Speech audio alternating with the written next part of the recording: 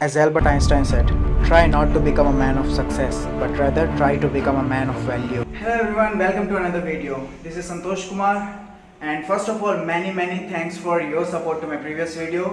जैसा कि मैंने अपने पिछले वीडियो में कहा था, आज का मेरा सब्जेक्ट होगा जॉब इंटरव्यू और वीज़ा इंटरव्यू के बारे में। तो वीडियो थोड़ा सा लंबा हो सकता है क्योंकि सब्जेक्ट बहुत इंपॉर्टेंट है। So let's get started. So job interview के बारे में बात करें या वीज़ा इंटरव्यू के बारे में? वेल, जॉब इंटरव्यू पास क्लियर करेंगे तभी तो वीज़ा इंटरव्यू तक पहुंच पाएंगे। वेल, जॉब इंटरव्यू में जाने से पहले हम दूसरों से या मोटिवेशनल वीडियो से ये तो सुनते हुए आते हैं कि इस इंटरव्यू को हमें हमारा आखिरी इंटरव्यू समझकर हमें पूरा 100% देना है और पूरे कॉन्फिडेंस के साथ देना है। लेकिन ये कॉन्फिडेंस हमारे अंदर आएगा कहाँ से? So let me share a small experience with you. जब मेरे पास पहला इंटरनेशनल जॉब इंटरव्यू का ऑफर आया था तो उस समय मैं था हैदराबाद में और normally I try to keep my self healthy, but उसी इंटरव्यू के 2 दिन पहले मेरा तबीयत बहुत ज़्यादा ख़राब हो गया था। और नॉर्मली आप लोगों के साथ भी होता होगा कि कभी कोई एग्ज़ाम देना होता है, उसी के पहले कुछ ना कुछ हो जाता है या हुआ भी होगा, बट हमें वो एग्ज़ाम में किसी भी तरह पार्टिसिपेट करना होता है क्योंकि हम उसके लिए ऑलरेडी बहुत मेहनत किए हुए होते हैं।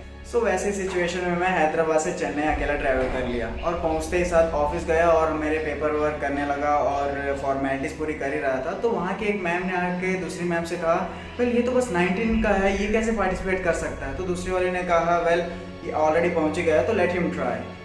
तो मैंने अपनी फॉर्मेलिटीज़ पूरी की और रूम जाकर बस सो गया क्योंकि दूसरे कोई काम के लिए मेरे पास एनर्जी नहीं बचा था।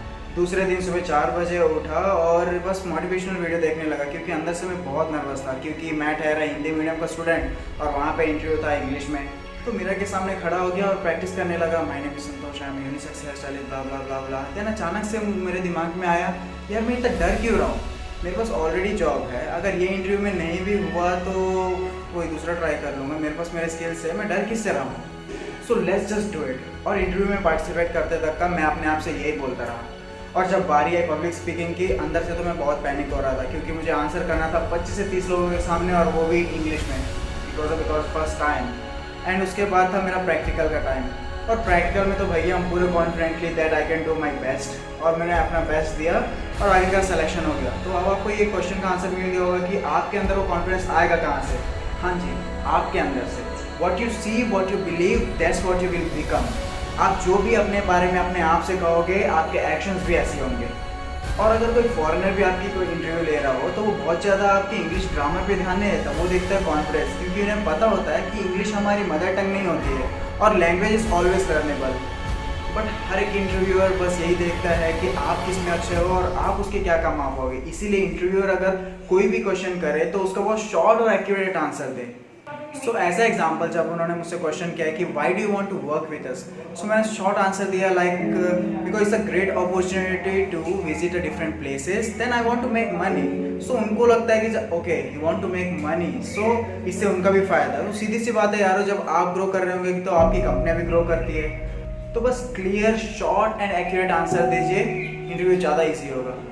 लेकिन इससे भी बिगेस्ट प्रॉब्लम इससे पहले उन लोगों को आती है जो बस अभी अभी कॉलेज फिनिश किए हुए होते हैं या नए नए इंटरव्यू देने के लिए जा रहे होते हैं। तो सबसे बड़ा रिजेक्शन बस इस कारण से हो जाता है कि भैया आपके पास एक्सपीरियंस नहीं है। अरे भाई, जब आपको इस रीज़न के कारण कई लोग जॉब ही नहीं देंगे तो आपके पास एक्सपीरियंस कहाँ से आएगा?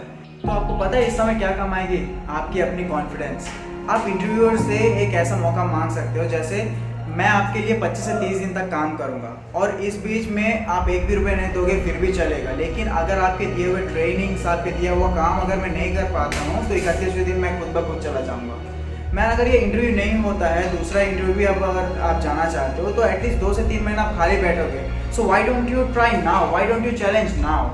और अगर आप किसी काम को लेके इतने पैशनेट हो कि जो काम आप बिना पैसे के भी कर सकते हो तो who the fuck will stop you to get succeed? चलिए बात करते हैं वीज़ा इंटरव्यू की। जैसे ही हम वीज़ा एम्बेसी पहुंचते हैं, बहुत सारी फॉर्मेलिटीज़ पूरी करते हुए, लंबे लाइन से गुजरते हुए, कई सारी चीज़ें सोचते हुए, जैसे ही हमारा समय आता है अंदर से सो इस समय आपको बस अपने आप से ये कहना है दोस्तों कि आप में कोई तो बात है जो आप यहाँ तक पहुँच पाए हो और आगे भी जाने के लायक हो। So just be confident and keep a positive smile and just go ahead. आपको पता है कई जगहों पर सिर्फ एक आई कांटेक्ट और एक पॉजिटिव स्माइल की वजह से बहुत सारे काम आसान हो जाते हैं। तो अब जब इंटरव्यूअर क्वेश्चन करे तो आपको पता है कि आंसर कैसे देना है, शॉर्ट एंड एक्यूरेट। और अगर उसे समझाने के लिए आप लंबा चौड़ा आंसर और अटकते हुए आंसर दे तो वो 10 क्वेश्चन करने के बाद भी वो आपको रिजेक्ट कर देगा। तो ऐसे ही कुछ मैंने 3 से 4 क्वेश्चन मेरे साथ हुआ था और वही टेक्निक मैंने यूज़ किया था, तो बस मेरा सिलेक्शन हो गया। सिलेक्शन होने के बाद तुरंत मैंने अपने ऑफिस गया और उसके बाद वही मैम ने जिन्होंने मुझे कहा था ये तो बस 19 साल का कैसे पार्टिसिपेट कर पाएगा, उन्होंने मुझसे पूछा तुमने वीज़ा कैसे क्लियर कर लिया, क्योंकि उन्हें पता था मेरा स्पीकिंग इंग्लिश का स्टैंडर्ड बहुत ख़राब था। और मेरे साथ कुछ 10 से 15 बच्चे पार्टिसिपेट करने गए थे और मुश्किल से 4 या 5 लोगों का ही वीज़ा क्लियर हो पाया था, और वो लोग मुझसे ज़्यादा एक्सपीरियंस और मुझसे ज़्यादा अच्छी इंग्लिश बोलने वाले लोग थे। फिर उसके बाद उस मैम ने बहुत हेल्प किया, so many thanks to her. तो इंटरव्यू क्लियर हो गया, वीज़ा क्लियर हो गया, अब बात आती है इंग्लिश की।